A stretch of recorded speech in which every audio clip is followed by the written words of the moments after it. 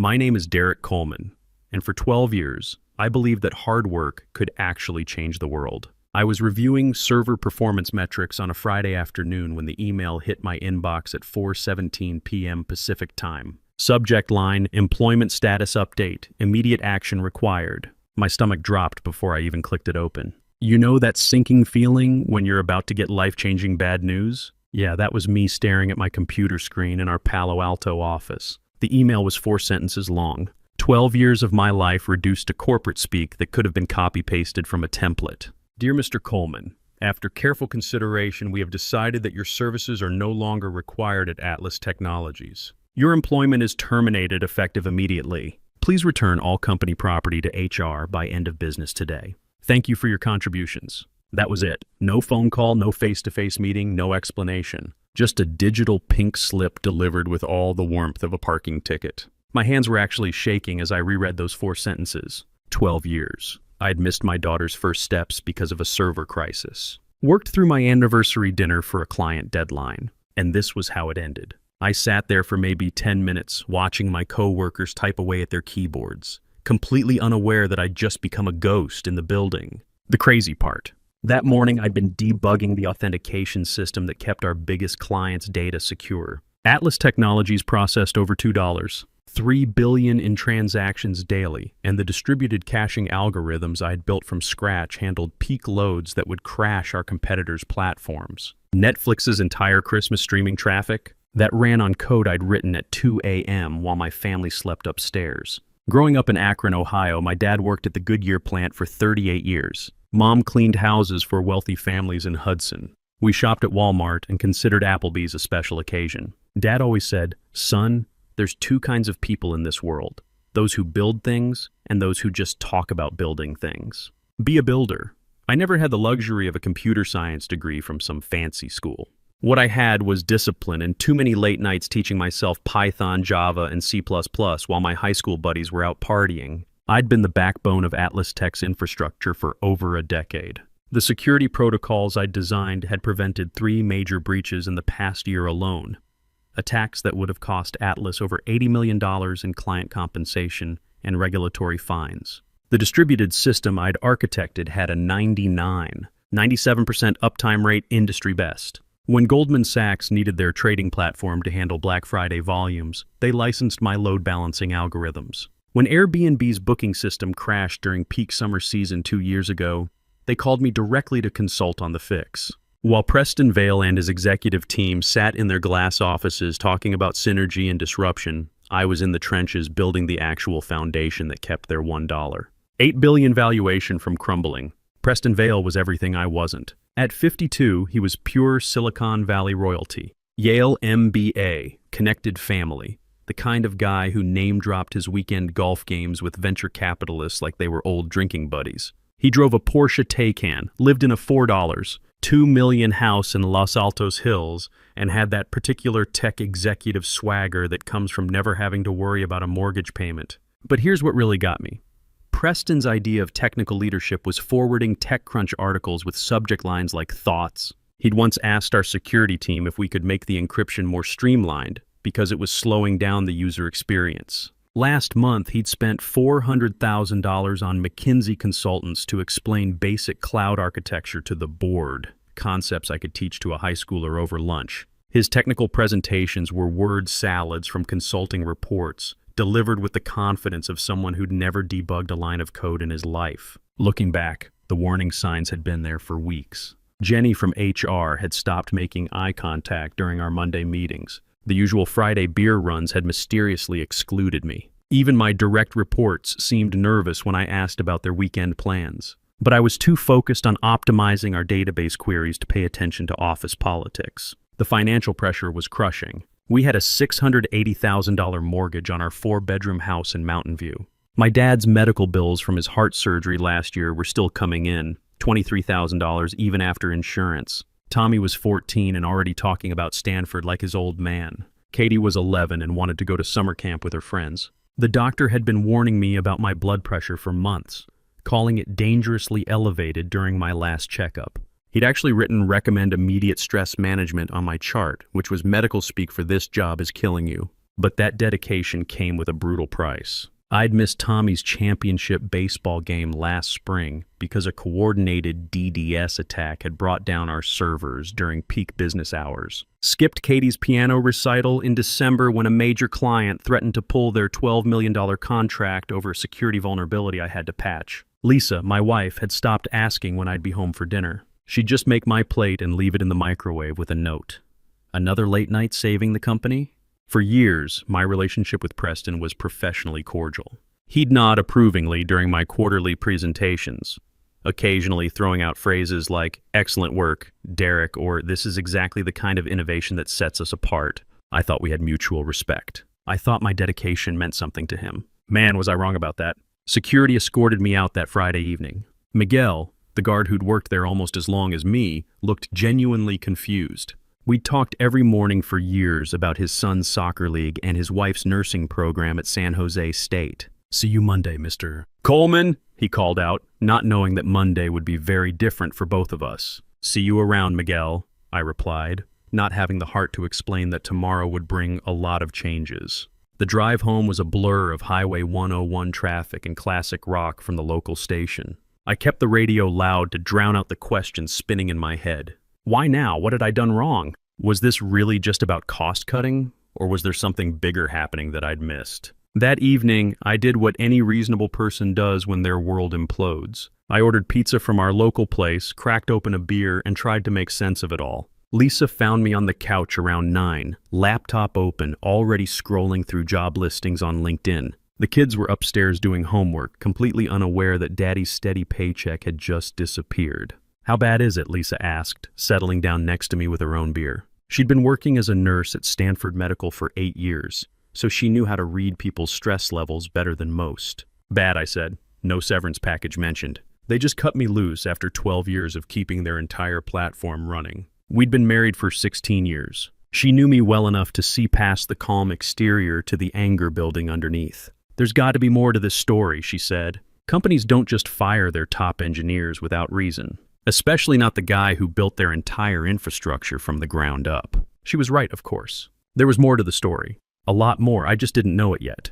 It was while cleaning out my home office the following weekend that I stumbled across something that changed everything. I was going through old files, tossing expired warranties and outdated tax documents, when I found a folder labeled Patent Stuff 2019. Inside was an email from Dr. Alan Brooks that I'd completely forgotten about. Dr. Brooks had been my computer science professor at Ohio State before moving to a small consulting firm in San Francisco. Back in 2019, he'd reached out after hearing about some innovative work I'd done on distributed computing architecture. The email subject line read, "Patent documentation. This is critical." "Derek," the message began, "what you've created here isn't just clever coding. It's a fundamental breakthrough in how distributed systems communicate. This algorithm doesn't just synchronize data, it predicts optimal server loads 23 seconds before peak demand hits, preventing crashes that cost companies millions. File the paperwork. Trust me on this. Big companies have a way of forgetting where their best ideas actually came from." My hands were shaking as I read those words again. I remembered dismissing his urgency back then. Atlas Technologies was my employer. Anything I created belonged to them, right? But Dr. Brooks had been insistent. He'd even connected me with a patent attorney, Sarah Torres, who specialized in software patents and had a small practice in downtown San Jose. The patent had been approved in late 2019, System and Method for Predictive Load Distribution in Cloud Computing Environments. Patent number US 11,247,856, filed under my name alone, Derek Coleman, sole inventor. $22,000 from our emergency fund and a credit union loan. Lisa had trusted my judgment, even when I couldn't fully explain why it mattered. I pulled up the USPTO database with trembling fingers. Please still be active. Please still be mine. There it was, still valid, nearly 15 more years remaining on its 20-year term. Then I cross-referenced it with Atlas's internal documentation. What I found made my blood run cold, then hot with something I hadn't felt in years. Pure, focused anger. My algorithm wasn't just powering Atlas's platform. It was Atlas's platform. Every transaction, every client success story, every dollar of their $1, $8 billion valuation depended on code I owned. According to their own SEC filings, My patented technology generated 84% of Atlas's revenue. I sat back in my kitchen chair and started laughing. Actually laughing, loud enough that Lisa came downstairs. "Derek, you okay? Honey, come look at this." I spread the patent documents across our kitchen table next to Atlas's revenue reports I'd pulled from their investor relations site. She studied the papers, her nurse's training making her good at analyzing complex information quickly. "So let me get this straight. They fired you for being unnecessary." "That's right. And this technology you own generates how much of their revenue?" 84%. Lisa looked up from the documents and smiled, the first genuine smile I'd seen from her in months. Preston Vale is about to have a very bad year. Monday morning, I drove to Sarah Torres's office in downtown San Jose. She was in her late 40s, a former big law attorney who'd gone solo after getting tired of partnership politics at firms like Morrison and Associates. "Derek Coleman," she said, recognizing me immediately. "I was wondering when you'd call." "Sarah, I need to understand exactly what I'm sitting on here." We spent 2 hours going through every detail. Atlas had been using my patented technology for nearly 5 years without any licensing agreement. They'd simply assumed employee work belonged to them. My 2014 employment contract contained zero language about patent assignment. Every day they use your technology without authorization. They're committing willful patent infringement, Sarah explained. But here's where it gets interesting. Atlas is in advanced merger talks with Meridian Systems. $720 million deal supposed to close mid-year. What happens when Meridian discovers Atlas doesn't own their core technology? The deal dies instantly. No board would approve acquiring a company facing potential patent litigation worth hundreds of millions. That afternoon, I called Dr. Brooks. "Derek, I've been waiting for this call for 6 years, he said immediately. "You remember what I told you about documentation? You said companies forget where their ideas come from. They don't just forget, they convince themselves they never needed you in the first place." Preston Vale is about to learn that lesson the hard way. "What's your plan?" I'd been thinking about that all day. "I have 2 choices. Call Preston and negotiate, or let him discover the truth during due diligence. The first gets you money. The second gets you justice. After 12 years of loyalty repaid with a form letter, justice feels a lot more satisfying." Dr. Brooks chuckled. "Companies like Atlas think they can treat their technical talent like disposable resources. They forget that innovation comes from people, not org charts. Sometimes the best lessons are the ones that cost the most." I spent the next few days researching Preston Vale himself. His LinkedIn profile was a masterclass in nepotism, daddy's connections to 3 different VC firms, board positions inherited through family networks, lateral moves between executive roles. The guy had never written a line of code in his life, never pulled an all-nighter debugging a critical system. While I was teaching myself advanced algorithms from MIT courseware at 2 a.m., Preston was probably at networking events talking about synergistic opportunities. Internal documents I accessed through former colleagues showed he'd hired external consultants 17 times in 2 years to explain basic technical concepts to the board. The consulting bills alone totaled over $800,000, more than 3 times my annual salary. The merger news was everywhere. TechCrunch called it transformative. The Wall Street Journal quoted Preston about pivotal moments. Forbes featured him on their Disruptors to Watch list. My former colleagues were posting excited LinkedIn updates, completely unaware their CEO's biggest deal was built on technology he didn't own. Meanwhile, my blood pressure had dropped to normal levels for the first time in months. Sarah called Thursday afternoon. Meridian's legal team started their IP audit. Based on typical timelines, they'll discover your patent within 2 weeks. What happens then? Preston Vale has the worst day of his professional life. I thought about calling him, giving a heads up, working out licensing terms. But then I remembered that Friday email, 4 sentences, 12 years reduced to corporate boilerplate. For 12 years, I'd felt like a replaceable cog in Preston's machine. Now I realized the truth. He was nothing without me. The company, the merger, his entire career, all built on my work. Preston had thrown me away like garbage. Time to show him what happens when you disrespect the guy who built your kingdom. Let them find it, I told Sarah. Let's see how far they get before Preston realizes he doesn't actually own his most valuable asset. That weekend, I helped Tommy practice pitching in our backyard, actually present for once instead of mentally debugging server issues. When he asked what I was smiling about, I told him sometimes patience pays off in ways you never expect. The waiting game had begun, and for the first time in years, I held all the cards. The call came on a Tuesday evening while I was helping Katie with her algebra homework. My phone showed an unknown number with a 650 area code. Classic Peninsula business line. I almost let it go to voicemail, but something made me pick up. Derek, this is Preston Vale. We need to talk. Now. His voice had lost all its usual executive polish. Gone was the smooth confidence that had charmed investors and intimidated competitors for years. He sounded like a man who'd just discovered his house was built on quicksand. Hello, Preston. I'm surprised to hear from you. Last time we spoke, it was through a 4-sentence email. Cut the games, Derek. You know exactly why I'm calling. We just got the preliminary IP audit back from Meridian's legal team. There's an issue with patent US 11,247,856. I let the silence stretch while Katie worked through her equations. The irony wasn't lost on me, helping my daughter solve problems while Preston's world was falling apart. I'm not sure what you mean, Preston. Could you be more specific? Don't play dumb with me. That algorithm is the foundation of our entire platform. Our clients process billions of transactions through that system daily. Netflix, Goldman Sachs, half the Fortune 500, they all depend on it. If there's some kind of ownership dispute, there's no dispute, Preston. The patent is very clear about who invented the technology and who owns it. Maybe you should have paid attention to who was actually building your company instead of hiring $800,000 worth of consultants to explain it to you. The silence that followed was so complete I could hear his breathing through the phone. Look, Derek, we can work something out. Maybe there was an oversight in the original employment paperwork. We can backdate a licensing agreement, make this problem disappear. What do you want? Stock options, a consulting contract? We're reasonable people here. Reasonable people don't fire loyal employees by email, Preston. And I'm not interested in backdating anything. That would be fraud, wouldn't it?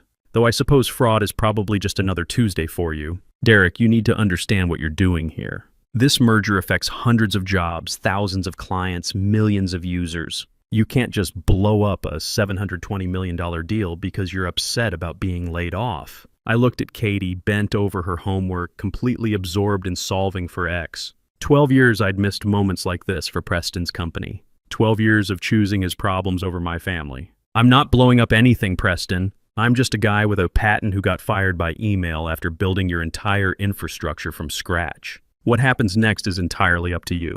Name your price. Seriously, whatever you want.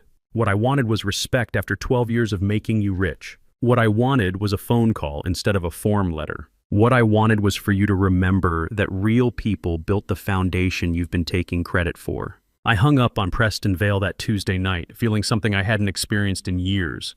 Complete control over my own destiny. The next morning brought chaos. My phone rang 13 times before 9 a.m. Calls from Atlas's head of legal, their CTO, and what seemed like half the corporate law firms in Silicon Valley. I let them all go to voicemail and spent the morning at my local gym, working through a deadlift session that felt particularly satisfying. The messages were increasingly desperate. Subject lines ranged from professional, urgent patent licensing discussion to panicked, time-critical business matter. Please respond immediately. The most interesting call came from Meridian's general counsel, Patricia Wong, a name I recognized from Forbes articles about high-stakes corporate litigation. Mr. Coleman, this is Patricia Wong from Meridian Systems. I believe we need to have a conversation about patent US 11,247,856 and its implications for our pending acquisition. I'm hoping we can find a mutually beneficial resolution. Mutually beneficial. Corporate speak for you have us over a barrel. Please don't squeeze too hard. I called Sarah Torres first. Derek, my phone hasn't stopped ringing since yesterday. Half the law firms in Silicon Valley want to represent Atlas in settlement negotiations. The other half want to represent you in litigation. I've never seen anything quite like this. What's your read on the situation? Meridian is sophisticated. They knew exactly what to look for in the IP audit. When they found your patent powering 84% of Atlas's revenue, their deal team probably called an emergency board meeting. No company acquires technology they don't own. Preston showed up at my apartment complex Saturday morning. I watched him from my second-floor window, standing in the visitor parking lot next to his Porsche Taycan. The car looked out of place among the Hondas and Toyotas, just like Preston looked out of place in his wrinkled $1,000 suit. He'd aged 5 years and 5 days. His usually perfect hair was disheveled, his expensive clothes looked slept in, and there were dark circles under his eyes that suggested he hadn't been sleeping well. The confident executive who delivered quarterly presentations with practiced ease was gone. replaced by someone who looked genuinely desperate. I debated whether to go down, but curiosity won out. "Derek, thank God," he said when I appeared. "We need to resolve the situation before it destroys everything." "Everything or just your merger?" "Look, I made mistakes. The layoffs were handled poorly. I should have called you personally, should have offered you a proper severance package, should have shown more respect for your contributions. But we can fix this." It was fascinating watching a man who'd wielded absolute power over my life just weeks ago now begging for mercy in a suburban parking lot. He looked smaller somehow, diminished. "Preston, here's what's going to happen. I'm going to license my patent to whoever wants to use it. Fair market rates, standard terms, no exclusivity agreements. If Atlas wants to continue using my technology, you can pay for it just like everyone else. But the merger, Meridian won't proceed without clean IP. Their board is meeting Monday to review the audit results. Sounds like you should have thought about that before you decided I was unnecessary." "Derek, please, I know I screwed up, but think about all the people this affects. Sarah from accounting, Miguel the security guard, all the engineers on your old team. They don't deserve to lose their jobs because of my mistake. Funny how you care about other people's jobs now. Where was that concern when you were firing the guy who built your platform?" His shoulders sagged. "What do you want from me? I want you to understand that actions have consequences. I want you to remember that the people who actually build things matter more than the people who just talk about building things. And I want you to live with the knowledge that you destroyed your own company because you were too arrogant to respect the talent that made you successful." Preston's face went pale. "You're really going to let the merger die?" "I'm not letting anything die, Preston. You killed it the moment you sent that email. I'm just not resurrecting it for you." The news broke Monday afternoon. TechCrunch ran the headline, "Atlas Meridian merger collapses amid patent dispute." The Wall Street Journal was more direct. $720 million deal dies as cloud giant discovers it doesn't own key technology. Preston's statement was a masterpiece of corporate doublespeak. While we're disappointed that certain technical issues couldn't be resolved within the merger timeline, Atlas remains committed to our innovative cloud solutions and our valued clients. What he didn't mention was that Atlas's stock price had dropped 43% in after-hours trading, wiping out nearly $850 million in shareholder value. The company that had deemed me unnecessary was now facing potential bankruptcy if they couldn't secure a license to use their own core technology. Sarah called that evening with an update. Atlas's board called an emergency meeting. Word is they're voting on Preston's future tomorrow morning. And let's just say updating your LinkedIn might not be Preston's biggest priority right now. Lisa found me on our back patio that night, watching Tommy practice pitching against our fence. "How are you feeling about all this?" she asked. "You know what's strange? I'm not angry anymore. I'm not even particularly happy about Preston's situation. I just feel free." "Free?" "For the first time in 12 years, I don't have to worry about someone else's emergency becoming my crisis. I don't have to choose between their deadlines and our family. I get to decide what matters." Tommy called over from the fence. "Dad, you think I'm ready for varsity tryouts next year? Come here, buddy. Let's work on your form." For the first time in years, nothing was more important than my son's fastball. Preston Vale was fired by Atlas's board on Thursday morning. The official statement cited strategic differences and failure to manage critical business relationships. His replacement was the CFO, Greg Murphy, a quiet guy who'd actually started as an engineer before moving into finance. Greg had been there since the early days and understood what it meant to build something from scratch. Greg called me that same afternoon. Unlike Preston's panicked desperation, Greg's approach was straightforward and professional. "Derek, this is Greg Murphy. I'm sure you know I've just been named interim CEO. I'd like to discuss licensing terms for your patent." "I'm listening. We both know Atlas can't survive without your technology. We're prepared to offer fair market value for a non-exclusive license, plus back pay for the 5 years we've been using it without authorization." "What kind of numbers are we talking about?" $100 million for the license, plus $25 million in back pay. Total of $125 million. I nearly dropped the phone. $125 million. For a patent I'd almost forgotten existed. That's substantial. "Derek, I've reviewed your personnel file from top to bottom. I was there when you single-handedly saved us from that Christmas Eve server crash in 2018. I watched you prevent 3 major security breaches that would have killed us. Preston's handling of your termination was inexcusable. You built this company's foundation, and we should have recognized that years ago. That was the closest thing to an apology I was going to get from Atlas Technologies. And honestly, it was enough. Within 3 weeks, I had 6 competing offers from major cloud providers who wanted to license my patent. Amazon Web Services led the pack with $55 million upfront plus 22% royalties on all implementations. Google Cloud offered $48 million plus consulting contracts. Microsoft threw in partnership opportunities that would have made my old salary look like pocket change. The tech industry was smaller than people realized. Word had gotten out about the guy from Ohio who'd brought down a $750 million merger with a single patent. TechCrunch ran a follow-up article titled The Derek Coleman Effect: How One Patent Changed Silicon Valley's Approach to Engineering Talent. Forbes called it the revenge of the builders. Sarah Torres was having the time of her life. I've been practicing patent law for 15 years, she told me during our final strategy session. I've never seen anything create this much industry buzz. You've got CEOs calling emergency meetings to audit their own IP portfolios. Meanwhile, Atlas Technologies was hemorrhaging clients faster than their servers could process cancellation requests. Netflix had already migrated their infrastructure to AWS, citing concerns about platform stability. 3 Fortune 500 companies followed suit within days. The tech press was calling it the Atlas Exodus. The licensing agreement with Atlas was signed on a Tuesday morning in Sarah's modest downtown office. Greg Murphy signed for the company, looking relieved that they'd finally secured the rights to their own core technology. $125 million for a non-exclusive license to patent U.S.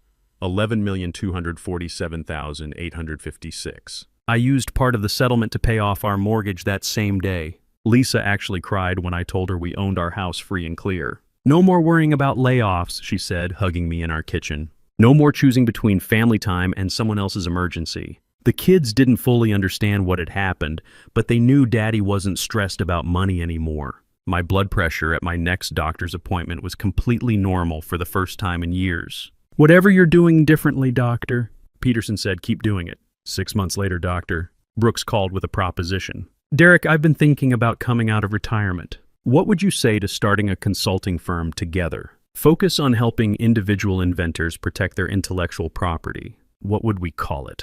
How about Brooks Coleman Patent Advisory? We opened our doors 3 months later in a renovated warehouse space in downtown San Jose, not far from where Sarah had her practice. Our mission was simple: help working engineers and programmers understand their rights and protect their innovations before companies could exploit them. Our first client was a brilliant young programmer from Detroit named Marcus Williams, who developed a revolutionary approach to machine learning optimization. He reminded me of myself at 25, talented, hardworking, and completely naive about the business side of technology. Here's the most important advice I can give you, I told him during our initial consultation. Always file the paperwork. Always protect your work. Document everything. Companies have a way of forgetting where their best ideas actually came from, but patents have long memories. The irony wasn't lost on me that I'd learned more about business strategy from being betrayed than I had from 12 years of loyal employment. Sometimes the best revenge isn't getting even. It's building something better and making sure it can never be taken away from you again. Preston Vale landed at a smaller firm 8 months later, with a significantly reduced title and a fraction of his previous salary. I heard through the Silicon Valley grapevine that he'd been essentially blacklisted from CEO positions at major tech companies. Word gets around when you mismanage a deal that badly. Business schools were already using the Atlas Meridian collapse as a case study in the importance of respecting technical talent. Within 18 months, I'd licensed my patent to 7 major cloud providers. Atlas's market share dropped from 31% to 14% as clients migrated to platforms with more stable IP foundations and better engineering cultures. The company that had deemed me unnecessary was now a cautionary tale about what happens when you forget who actually builds your success. These days, I sleep well at night, knowing that every line of code I write belongs to me until I decide otherwise. I coach Tommy's baseball team on weekends. He made varsity as a sophomore, and I haven't missed a single game. Lisa and I actually have dinner together most nights. Katie's piano recitals are no longer optional. They're the highlight of my week. Last month, Tommy asked me what I learned from the whole experience with Atlas. Well, buddy, I learned that loyalty is a two-way street. I learned that your work is worth more than you think it is. And I learned that sometimes the best thing that can happen to you is getting fired.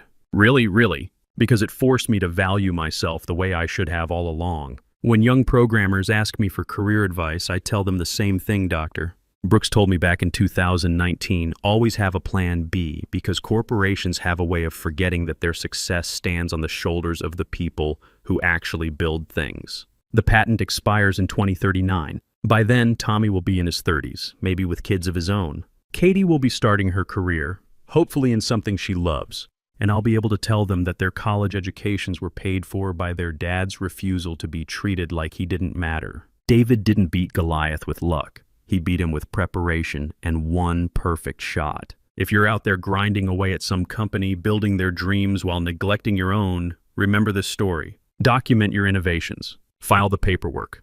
Protect your work. Because companies will use you until you're empty, then toss you aside. But if you're smart, if you document your worth and protect your work, you can turn the tables when they least expect it. And if they ever fire you by email after years of loyal service, well, you'll be ready. That's worth more than all the stock options in Silicon Valley.